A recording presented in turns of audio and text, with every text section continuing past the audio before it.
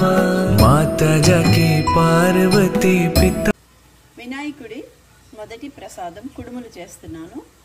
నీళ్ళు బాయిల్ అవుతున్నాయి. ఇప్పుడు ఇందులో పచ్చి శనగపప్పు వేస్తున్నాను. రాత్రి నానబెట్టుకున్న శుభ్రంగా పొద్దున్న స్నానం చేసుకొని వినాయకుడి ప్రసాదాలన్నీ చేసుకుంటున్నాను. మొదటగా కుడుములు చేస్తున్నాను చూడండి. అట్లానే కొంచెం జీలకర్ర, కొంచెం ఉప్పు, కుడుములకి ముడి బియ్యం అంటే రాత్రి శుభ్రంగా కడిగేసుకొని ఆరపెట్టుకోవాలి అన్నమాట. ఆ బియ్యం ఇప్పుడు నేను కుడుములకి రవ్వ చేసి కుడుములు చేస్తాను చూడండి. ఇప్పుడు రవ్వ కూడా రెడీ అయిపోయింది. బియ్యం ఎప్పుడు కడుక్కొని ఆరపెట్టుకోవాలి, అప్పుడు మనకి కుడుములు బాగా వస్తాయి అన్నమాట. చూడండి, కుడుములు చేయడానికి నేను రవ్వ కూడా రెడీ చేసేసుకున్నాను.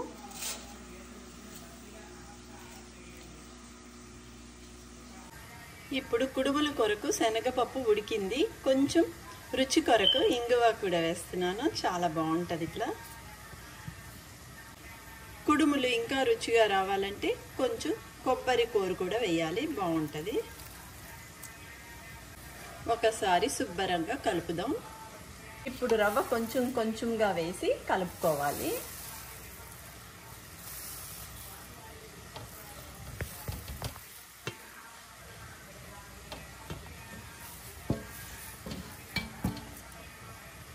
చిన్న మంటలో కలపాలి, చిన్న మంటలో కలుపుకోవాలి అన్నమాట. ఒక్క 5 నిమిషాలు ఈ రవ్వ మగ్గాలి అన్నమాట. మూత తీసి కుడుములు ఉడకపెట్టిన రవ్వ చూడండి ఎంత దగ్గరికి ఉడికిందో. ఇది చల్లగా అయ్యాక మళ్ళీ కుడుముల్లా చేసుకొని స్టీమ్ చేసుకోవాలి అన్నమాట. ఇది రెడీ అయిపోయింది మొదటి ప్రసాదము. ఇప్పుడు కుడుములు స్టీమ్ చేసి చూపిస్తాను మీకు చూడండి.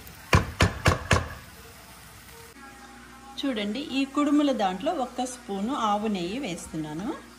ఎందుకంటే మనకి ఉండలు ఈజీగా చుట్టుకోవచ్చు అన్నమాట, ఉండలు బాగా చేయొచ్చు. అందుకనేసి 1 స్పూన్ నెయ్యి వేస్తున్నాను. ఇది కొంచెం చల్లగా అవ్వగానే నేను కుడుములు రెడీ చేసుకొని స్టీమ్ చేసేస్తా. చూడండి, ఇట్లా గట్టిగా అయిపోతుంది. ఇంకొక 2 మినిట్స్ ఇట్లా బయట పెట్టేస్తే కుడుములు రెడీ చేసేసుకుంటాను, అయిపోతుంది. కుడుములు చేయడానికి ఒక కుక్కర్ తీసుకున్నాను. దాంట్లో స్టీమర్ పెడుతున్నాను చూడండి. చూడండి, కుడుములు ఇలా చేసుకోవాలి. కుడుములు స్టీమ్ చేయాలి కాబట్టి అన్నీ ఇందులో పెడుతున్నా నేను. చూడండి, కుడుములు రెడీ అయిపోతున్నాయి. చూడండి, రెడీ అయిపోయాయి. ఇలా అన్నీ చేసుకొని స్టీమ్ చేయాలి. ఇప్పుడు కుడుములన్నీ రెడీ అయ్యాయి. ఒక 10 నిమిషాలు స్టీమ్ చేస్తే కుడుములు రెడీ అయిపోతాయి. మూత పెడుతున్నాను చూడండి. వినాయకుడిది మొదటి ప్రసాదం చూపిస్తున్నాను. కుడుములు స్టీమ్ అయినాయి అన్నమాట. చూడండి ఎంత బాగా అయ్యాయో. ఇప్పుడు పూజ రెడీ చేసుకోవాలి.